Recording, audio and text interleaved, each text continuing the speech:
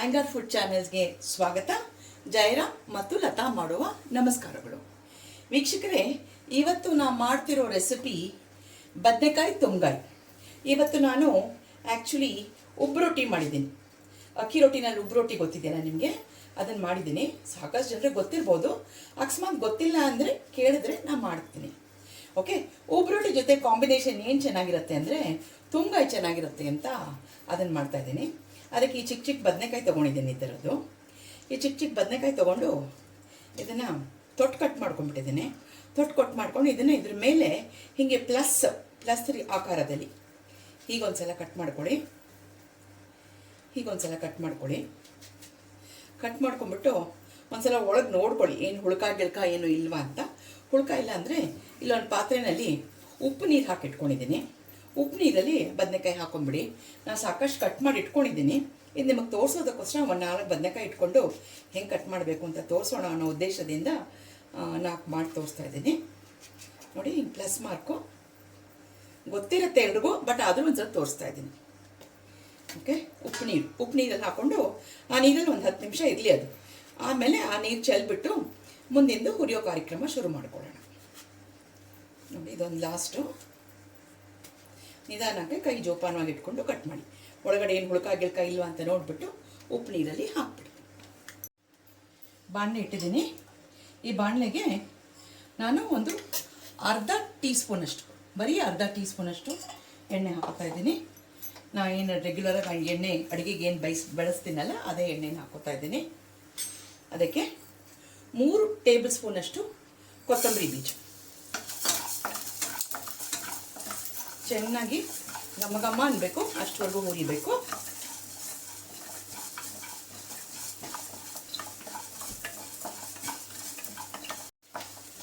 ಒಂದು ಟೇಬಲ್ ಸ್ಪೂನಷ್ಟು ಜೀರಿಗೆ,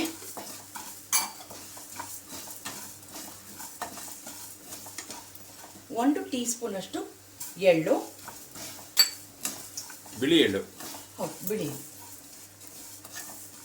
ಈ ಎಳ್ಳು ಹಾಕೋದ್ರಿಂದ ಅದು ಟೇಸ್ಟ್ ಎನ್ಹಾನ್ಸ್ ಆಗುತ್ತೆ ಮತ್ತು ಅದರ ಒಂಥರ ಘಮನೂ ಬರುತ್ತೆ. ಮತ್ತು 1 ಕಪ್ಪಷ್ಟು ಕಡಲೆಕಾಯಿ ಬೀಜ, ಈ ಕಪ್ ತೊಗೊಂಡಿದ್ದೀನಿ. ಇದರ ಅಳತೆಯಲ್ಲಿ ಕಡಲೆಕಾಯಿ ಬೀಜ 100 ಗ್ರಾಮ್ಸ್ ಇರ್ಬೋದಾ? ಕಮ್ಮಿ ಬರುತ್ತೆ, ಸ್ವಲ್ಪ ಕಡಿಮೆ ಇರ್ಬೋದು.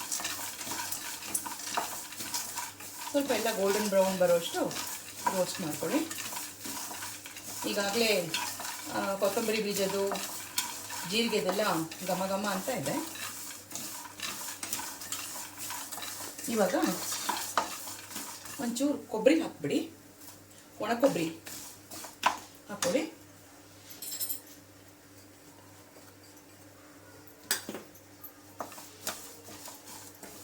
ಮತ್ತು 1 ಚಿಟಿಕೆ ಅರಿಶಿಣ. ಇವಾಗ ಗ್ಯಾಸ್ ಆಫ್ ಮಾಡಿಬಿಡಿ. ಚೆನ್ನಾಗಿ ಹುರಿದ್ಬಿಟ್ಟು ಸ್ವಲ್ಪ ಆರಬೇಕು. ಆರಿದ್ಮೇಲೆ ಈ ಮಿಶ್ರಣನ ಪುಡಿ ಮಾಡ್ಕೊಂಡು ಬರೋಣಂತೆ. ಹುರಿದಿರೋ ಮಿಶ್ರಣನ ತಣ್ಣಗೆ ಹಾಕಿಟ್ಟಿದ್ದೀನಿ. ಮತ್ತು ಇವಾಗ ಮತ್ತೆ ಇನ್ನೊಂದು ಅರ್ಧ ಸ್ಪೂನಿಂದ ಕಡಿಮೆ ಆದರೂ ಆಯಿತು ಎಣ್ಣೆ ಹಾಕ್ಕೊಂಡಿದ್ದೀನಿ. ಹಾಕ್ಕೊಂಡು ಬ್ಯಾಡಗಿ ಮೆಣಸಿನ್ಕಾಯಿ, ಒಂದು 5 ಬ್ಯಾಡಗಿ ಮೆಣಸಿನ್ಕಾಯಿ ತೊಗೊಂಡಿದ್ದೀನಿ. ಅದನ್ನು ಸಪ್ರೇಟಾಗಿ ರೋಸ್ಟ್ ಮಾಡ್ಕೊತಾ ಇದ್ದೀನಿ. ಈಗ ಸಪ್ರೇಟಾಗಿ ರೋಸ್ಟ್ ಮಾಡೋದ್ರಿಂದ ರುಚಿನೂ ಬೇರೆ ಥರ ಇರುತ್ತೆ, ಚೆನ್ನಾಗಿರುತ್ತೆ, ಮತ್ತು ನಿಮಗೆ ಘಾಟು ಬರೋದಿಲ್ಲ. ಇದನ್ನು ಸಪ್ರೇಟಾಗಿ ಹುರಿದುಬಿಟ್ಟು ಆ ಮಿಶ್ರಣದ ಜೊತೆಗೆ ಸೇರಿಸ್ಬಿಡೋಣ. ಆ ಮಿಶ್ರಣ ಆರಿದೆ, ಎಲ್ಲ ಜಾರಿಗೆ ಹಾಕ್ಕೊಂಡಿದ್ದೀನಿ. ಇವಾಗ ಅದು ತರ್ತರಿಯಾಗಿ ರುಬ್ಕೊಳ್ಳೋಕ್ಕಿಂತ ಮುಂಚೆ ಇದಕ್ಕೆ ಇಷ್ಟು ಬೆಲ್ಲ ಇಟ್ಕೊಂಡಿದ್ದೀನಿ. ಬೆಲ್ಲ ಹಾಕ್ಕೋತಾ ಇದ್ದೀನಿ. ಮತ್ತು 1 ಟೀ ಸ್ಪೂನಷ್ಟು ಇಂಗು, ಮತ್ತು ರುಚಿಗೆ ತಕ್ಕಷ್ಟು ಉಪ್ಪು. ಇದಿಷ್ಟು ಹಾಕ್ಕೊಂಡು ಫಸ್ಟ್ ತರ್ತರಿಯಾಗಿ ರುಬ್ಕೋತೀನಿ. ತರ್ತರಿಯಾಗಿ ರುಬ್ಕೊಂಡು ಆದಮೇಲೆ ಅದಕ್ಕೆ ಒಂದು ಸ್ವಲ್ಪ ನೀರು ಹಾಕ್ಕೊಂಡು ಸ್ವಲ್ಪ ಗಟ್ಟಿ ಪೇಸ್ಟ್ ಥರ ಮಾಡ್ಕೋತೀನಿ. ಅದಕ್ಕೋಸ್ಕರನೇ ಈಗಲೇ ನಾನು ಉಪ್ಪು ಬೆಲ್ಲ ಎಲ್ಲ ಹಾಕ್ಕೊಂಡ್ಬಿಟ್ಟಿದ್ದು, ಇಂಗು ಎಲ್ಲ ಹಾಕ್ಕೊಂಡಿರೋದು. ಈಗ ರುಬ್ಕೊಂಬರೋಣ. ವೀಕ್ಷಕರೇ, ಅದು ಪೇಸ್ಟ್ ಮಾಡಿದ ಮಿಶ್ರಣನ ಇರೋ ಬದನೆಕಾಯಿಗೆಲ್ಲ ಸುಮಾರು ತುಂಬಿಸ್ಕೊಂಡಿದ್ದೀನಿ ನಾನು. ನಿಮಗೆ ತೋರ್ಸೋಕ್ಕೆ ಒಂದು 3 ಇಟ್ಕೊಂಡಿದ್ದೀನಿ, ಯಾಕಂದರೆ ಸ್ವಲ್ಪ ಟೈಮ್ ಸೇವ್ ಆಗುತ್ತೆ ವಿಡಿಯೋ ಮಾಡೋದಕ್ಕೆ ಅಂತ ಹೇಳಿ. ಈ ಬದನೆಕಾಯಿನ ಉಪ್ಪು ನೀರಲ್ಲಿ ನೆನೆಸಿದ್ನಲ್ಲ, ಅದಾದಮೇಲೆ ಫುಲ್ಲ ನೀರು ತೆಗೆದುಬಿಟ್ಟು ಈಗ ತುಂಬಿಸ್ಕೊತಾ ಇದ್ದೀನಿ. ಉಪ್ಪು ನೀರಲ್ಲಿ ಯಾಕೆ ನೆನೆಸ್ತೀನಿ ಅಂತ ಹೇಳಿದ್ರೆ, ಕಹಿ ಅಂಶ, ಬದನೆಕಾಯಲ್ಲಿ ಏನಾದರೂ ಕಹಿ ಅಂಶ ಇದ್ದರೆ ಅದು ಪೂರ್ತಿ ಹೋಗುತ್ತೆ. ಅದಕ್ಕೋಸ್ಕರ ನಾನು ಉಪ್ಪು ನೀರಲ್ಲಿ ನೆನೆಸಿದ್ದೆ. ಮತ್ತು ಈ ಪೇಸ್ಟ್ ಮಾಡ್ಕೊಳ್ಳೋ ಉದ್ದೇಶ ಏನಂದರೆ, ಇದು ಕೆಲವೊಬ್ಬರು ಡ್ರೈ ಪುಡಿನೇ ತುಂಬ್ತಾರೆ. ಬಟ್ ಡ್ರೈ ಪುಡಿ ತುಂಬಿದ್ರೆ ಏನಾಗುತ್ತೆ, ಎಣ್ಣೆ ಕನ್ಸಂಪ್ಷನ್ ಜಾಸ್ತಿ ಆಗುತ್ತೆ. ಆಯಿತಾ? ಹಿಂಗೆ ಪೇಸ್ಟ್ ಥರ ಮಾಡ್ಕೊಂಡ್ಬಿಟ್ರೆ ನಿಮಗೆ ಎಣ್ಣೆ ಜಾಸ್ತಿ ಬೇಕಾಗೋದಿಲ್ಲ. ಆಮೇಲೆ ಬಾಣಲೆಯಲ್ಲಿ ಹಾಕಿ ಅದನ್ನು ಕುಕ್ ಮಾಡಿ ಬೇಯಿಸ್ತೀವಲ್ಲ, ಆವಾಗ ಎಣ್ಣೆ ಕಡಿಮೆ ಅಂಶ ಬೇಕಾಗುತ್ತೆ. ಅದಕ್ಕೋಸ್ಕರ ನೋಡಿ ಹಿಂಗೆ ತುಂಬಿಸ್ಕೊಂಬಿಡಿ. ಪೂರ್ತಿ ಒಳಗೆ ಎಷ್ಟಾಗುತ್ತೋ ಅಷ್ಟು ಸೇರಿಸಿ ತುಂಬಿಸ್ಕೊಂಬಿಡಿ. ಎಳ್ಳಿನ ಘಮ ಪರಿಮಳ ಬರ್ತಾ ಇದೆ. ಬೇಗ ಮಾಡಿಕೊಟ್ರೆ ಟೇಸ್ಟ್ ಮಾಡ್ತೀವಮ್ಮ. ಆಯ್ತು. ರೊಟ್ಟಿ ಮಾಡಾಗೋಗಿದೆ, ಒಬ್ಬ ರೊಟ್ಟಿ ಕ್ಯಾಸ್ಟ್ರೋಲಲ್ಲಿ ಹೇಗಿದ್ರು ಹಾಕಿಟ್ಟಿದ್ದೀನಿ. ಇದು ಮಾಡಿಬಿಟ್ರೆ ನಿಮಗೆ ಫಸ್ಟು ಇದಿರಲಿ. ಇದನ್ನು ಆಮೇಲೆ ಆ ಮಿಕ್ಸರ್ ಜಾರಿಗೆ ಒಂದು ಸ್ವಲ್ಪ ನೀರು ಹಾಕೊಂಡ್ಬಿಟ್ಟು ಅದನ್ನು ಈ ಬದನೆಕಾಯಿ ಬೇಯ್ತಿರ್ಬೇಕಾದ್ರೆ ಹಾಕೊಳ್ಳೋಕೆ ಬೇಕಾಗತ್ತೆ. ವೀಕ್ಷಕರೇ, ಈಗ ಮತ್ತೆ ಅದೇ ಬಾಂಡಿ ತೊಗೊಂಡಿದ್ದೀನಿ. ಆ ಬಾಂಡೆಗೆ ಬರೀ 2 ಸ್ಪೂನ್ ಎಣ್ಣೆ. ಆವಾಗ ಅರ್ಧ ತೊಗೊಂಡಿದ್ದೆ, 1 ಸ್ಪೂನು. ಇವಾಗ ಇನ್ನೊಂದು 2 ಸ್ಪೂನ್, 3 ಸ್ಪೂನ್ ಎಣ್ಣೆ ಹಾಕ್ಕೊಂಡಿದ್ದೀನಿ. ಈ ಎಣ್ಣೆ ಒಳಗೆ ಇದನ್ನೆಲ್ಲ ಒಲೆ ಸಿಮ್ಮಿಗೆ ಇಟ್ಕೊಂಡ್ಬಿಡಿ. ಇದನ್ನೆಲ್ಲ ಒಂದೊಂದಾಗಿ ಒಂದು ಪಕ್ಕದಲ್ಲಿ ಒಂದೆಲ್ಲ ಜೋಡಿಸ್ಕೊಂಡ್ಬಿಡಿ.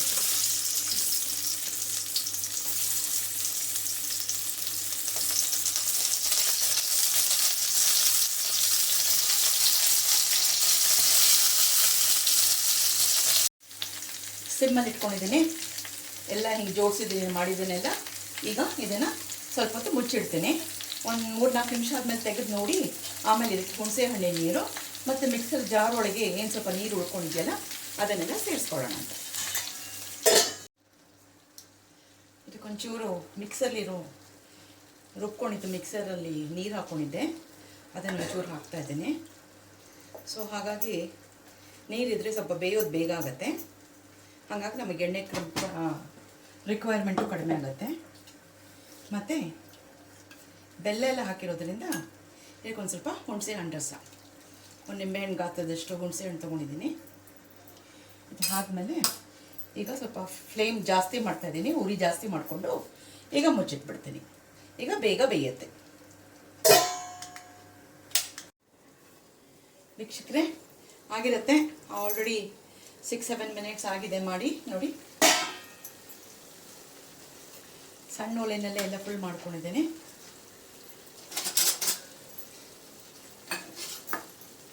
ಇದೊಂದು ಸ್ವಲ್ಪ ಗ್ರೇವಿ ಇರುತ್ತೆ. ಪೂರ್ತಿ ಡ್ರೈ ಆದರೂ ಚೆನ್ನಾಗಿರಲ್ಲ. ನೋಡಿ, ನಾವು ಹಾಕ್ಕೊಂಡಿದ್ದೆ ಎಣ್ಣೆಯಲ್ಲಿ ಹಾಕ್ಕೊಂಡಿದ್ದೆ ಇದಕ್ಕೊಂದು 2 ಸ್ಪೂನು, ಅದರಲ್ಲೇ ಮೇಲೆ ಬಂದಿದೆ ನೋಡಿ. ಸೊ ಭಾಳ ಜನ ಅನ್ಕೋತಾರೆ ಬೈಂಗನ್ ಬರ್ತಾ ಅಂದರೆ ಅಥವಾ ತುಂಬ ಎಣ್ಣೆ ಬರ್ತಾ ಅಲ್ಲಮ್ಮ, ಇದು ತುಂಬಗಾಯಿ. ಸೊ ಇದಕ್ಕೆ ಒಂದಿಷ್ಟು ಕೊತ್ತಂಬರಿ ಸೊಪ್ಪು ಮೇಲೆ ಉಡಿಸ್ಬಿಡೋಣ. ನೋಡೋಕ್ಕೂ ಚೆನ್ನಾಗಿರುತ್ತೆ, ಟೇಸ್ಟು ಚೆನ್ನಾಗಿರುತ್ತೆ. ಹಾಕ್ಬಿಟ್ಟು ಒಂಚೂರು ಮಿಕ್ಸ್ ಮಾಡಿಬಿಟ್ರೆ, ಈಗ ನಾನು ಉಬ್ಬರೊಟ್ಟಿ ಮಾಡಿದ್ದೀನಿ ಅಂತ ಹೇಳಿದ್ನಲ್ಲ, ಉಬ್ಬರೊಟ್ಟಿ ಜೊತೆಗೆ ನಾವು ತಿನ್ನೋಕ್ಕೆ ಇದನ್ನು ರೆಡಿ ಮಾಡಿ ಇಟ್ಕೊಂಡಿದ್ದೀವಿ. ಅದು ಹೆಂಗೆ ಕಾಣುತ್ತೆ ಕಾಂಬಿನೇಷನ್ ಅಂತ ನಿಮಗೆ ತೋರಿಸ್ತೀವಿ. ಸೊ ವೀಕ್ಷಕರೇ, ಎಲ್ಲರೂ ನೀವು ಸ್ವಲ್ಪ ಪರಿಶ್ರಮ ಬೇಕಿದ್ದಕ್ಕೆ, ಪರಿಶ್ರಮ ಮಾಡಿದ್ರು ತಿನ್ನೋಕ್ಕೆ ರುಚಿಯಾಗಿರುತ್ತೆ, ಒಂದು ಬೇರೆ ವೆರೈಟಿ ಆಗಿರುತ್ತೆ. ಸೊ ದಯವಿಟ್ಟು ಮನೇಲಿ ಎಲ್ಲರೂ ಟ್ರೈ ಮಾಡಿ. ಇದನ್ನು ಪುಡಿ ಮಾಡಿ ಇಟ್ಕೊಂಡ್ಬಿಟ್ರೆ ನಿಮಗಿನ್ನೂ ಬದನೆಕಾಯಿ ತುಂಬಿಸ್ಕೊಂಡು ಮಾಡೋದು ಈಸಿ ಆಗುತ್ತೆ. ಸೊ ನಮ್ಮ ಚಾನಲ್ ಯಾರ್ಯಾರು ನೋಡ್ತಾ ಇದ್ದೀರೋ ದಯವಿಟ್ಟು ಲೈಕ್ ಮಾಡಿ, ಶೇರ್ ಮಾಡಿ, ಸಬ್ಸ್ಕ್ರೈಬ್ ಮಾಡಿ, ಮತ್ತು ವಿಡಿಯೋನ ಕಡೆ ತನಕ ನೋಡಿ. ಮತ್ತು 4 ಜನರಿಗೆ ಹೇಳಿ ದಯವಿಟ್ಟು ನಿಮ್ಮ ಸಪೋರ್ಟ್ ನಮಗೆ ತೋರಿಸಿ ಅನ್ನೋದು ಒಂದು ಕಳಕಳಿಯಾದ ಪ್ರಾರ್ಥನೆ. ವೀಕ್ಷಕರೇ, ನಾವು ಯಾವಾಗಲೂ ಹೇಳ್ತೀವಿ, ತಾಳ್ಮೆ ಇದ್ದರೆ ಟೇಸ್ಟ್ ಬರುತ್ತೆ ಅಂತ. ಪೇಷನ್ಸ್ ಇದ್ದರೆ ಪ್ರಾಡಕ್ಟು ಪರ್ಫೆಕ್ಟ್ ಆಗುತ್ತೆ. ಅದರ ಪ್ರಕಾರ ಸ್ವಲ್ಪ ತಾಳ್ಮೆ ಇಟ್ಕೊಂಡು ಮಾಡಿದ್ರೆ ಬಾಯಿಗೆ ರುಚಿಯಾಗಿರುತ್ತೆ. ಹೇಳಿಮ್ಮ. ಅದೇ, ಕಣ್ಣಿಗೂ ಫಸ್ಟು ಯಾವುದೇ ಅಡುಗೆ ಆಗಲಿ ನೋಡೋಕ್ಕೆ ಕಣ್ಣಿಗೆ ಚೆನ್ನಾಗಿ ಕಾಣಿಸ್ಬೇಕು. ಕಣ್ಣಿಗೆ ನೋಡೋಕ್ಕೆ ಚೆನ್ನಾಗಿ ಕಾಣಿಸಿದ್ರೆ ಹೊಟ್ಟೆ ತುಂಬೋಗುತ್ತೆ. ಇದು ನೋಡೋಕ್ಕೂ ಕಣ್ಣಿಗೆ ಚೆನ್ನಾಗಿ ಕಾಣಿಸ್ತಾ ಇದೆ, ಒಳ್ಳೆ ರುಚಿಯ ಪರಿಮಳನೂ ಚೆನ್ನಾಗಿ ಬರ್ತಾ ಇದೆ. ಸೊ ಡೆಫಿನೆಟ್ಲಿ ಉಬ್ಬು ರೊಟ್ಟಿ ಜೊತೆಗೆ ಚೆನ್ನಾಗಿ ಕಾಂಬಿನೇಷನ್ ಆಗುತ್ತೆ ಅಂತ ಅಂದ್ಕೊಂಡಿದ್ದೀವಿ. ತೋರಿಸೋಣಂತೆ ವೀಕ್ಷಕರಿಗೆ, ಅವರು ಅದೇ ರೀತಿ ಮನೆಯಲ್ಲಿ ಟ್ರೈ ಮಾಡಲಿ ಅಂತ ಇಷ್ಟು ಹೇಳಿ ನಾವಿವಾಗ ವೀಕ್ಷಕರೇ ನೋಡಿ ಎಷ್ಟು ಚೆನ್ನಾಗಿ ಕಾಣಿಸ್ತಾ ಇದೆ. ನೋಡ್ತಿರೋ ಹಾಗೆ ಬಾಯಲ್ಲಿ ನೀರು ಉರ್ತಾ ಇದೆ. ಉಬ್ಬು ರೊಟ್ಟಿ, ಅದ್ರ ಮೇಲೆ ಒಂದು ಸ್ವಲ್ಪ ತುಪ್ಪ ಮತ್ತು ತುಂಗಾಯಿ ಜೊತೆಗೆ ಒಂದು ಸ್ವಲ್ಪ ಗ್ರೇವಿನೂ ಇಟ್ಕೊಂಡಿದ್ದೀನಿ. ಈ ಉಬ್ಬು ರೊಟ್ಟಿ ಅಷ್ಟೇ ಅಲ್ಲದೆ ಇದನ್ನು ನೀವು ಚಪಾತಿ ಜೊತೆಗೆ ಅನ್ನದ ಜೊತೆಗೂ ಕಲ್ಸ್ಕೊಂಡು ತಿನ್ಬೋದು. ಇದರಲ್ಲಿ ಒಂದು ಸ್ಪೆಷಾಲಿಟಿ ಏನಂದರೆ, ಯೂಶ್ವಲಿ ತುಂಗಾಯಿ ಮಾಡಬೇಕಂದ್ರೆ ಈರುಳ್ಳಿ ಬೆಳ್ಳುಳ್ಳಿ ಇಲ್ಲದೆ ಹೆಂಗಪ್ಪ ಮಾಡೋದು ಅಂತಾರೆ. ನಾವು ಈರುಳ್ಳಿನೂ ಉಪಯೋಗಿಸಿಲ್ಲ, ಬೆಳ್ಳುಳ್ಳಿನೂ ಉಪಯೋಗಿಸಿಲ್ಲ. ನಮ್ಮ ಟ್ರೇಡ್ ಮಾರ್ಕ್ ಇಂಗು, ನಮ್ಮ ಯಜಮಾನ್ರು ಹೇಳೋಂಗೆ ಇಂಗ್ ಇಸ್ ಕಿಂಗ್ ಅಂತ ಬರೀ ಇಂಗು ಉಪಯೋಗಿಸಿದ್ದೀನಿ, ಕೊತ್ತಂಬರಿ ಸೊಪ್ಪು ಉಪಯೋಗಿಸಿದ್ದೀನಿ, ಮತ್ತು ಬಾಕಿ ಎಳ್ಳಿನೋ ಮತ್ತು ಬಾಕಿ ಪದಾರ್ಥಗಳೇನು ಹಾಕಿದ್ದೀನಲ್ಲ ಅದ್ರ ಪರಿಮಳ. ಸೊ ಎಲ್ಲರೂ ಮನೇಲಿ ಇದನ್ನು ಟ್ರೈ ಮಾಡಿ, ಖಂಡಿತ ಚೆನ್ನಾಗಿ ಬರುತ್ತೆ. ಮಾಡಿ ಹೇಗೆ ಬಂತು ಅಂತ ನಮಗೆ ತಿಳಿಸಿ. ಇಂಗ್ರೀಡಿಯೆಂಟ್ಸ್ ಎಲ್ಲ ಮನೇಲಿರೋದೇನೆ, ಮಾಮೂಲಾಗಿ ಯೂಸ್ ಮಾಡೋವಂಥದ್ದು. ಸೈನ್ ಆಫ್ ಮಾಡಿಬಿಡೋಣ. ಜಯರಾಮ್ ಮತ್ತು ಲತಾ ಅವ್ರ ಕಡೆಯಿಂದ ಮುಂದಿನ ವಿಡಿಯೋವರೆಗೂ ನಮಸ್ಕಾರಗಳು.